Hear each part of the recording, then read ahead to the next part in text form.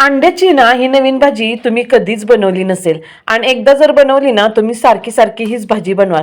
त्यासाठी इथं मी 5 अंडी फोडून घेतलेले आहेत, थोडे ओले मटार घेतलेले आहेत, कांदा बारीक चिरून घेतलाय, कोथिंबीर बारीक चिरून घेतलेली आहे, थोडी मिरचीचे बारीक बारीक तुकडे करून टाकल्यात, अर्धा चमचा हळद, थोडं मीठ चवीनुसार, हे सगळं मिक्स करून आपण ठेवलेलं आहे। आता इथं लसूण, अद्रक, हिरवी मिरची आणि टोमॅटो आपण मिक्सरमध्ये घातले, त्याच्यावर थोडेसे धणे घालायचे, जिरे घालायचे आणि सगळं आपण मिक्सरला बारीक करून घ्यायचं।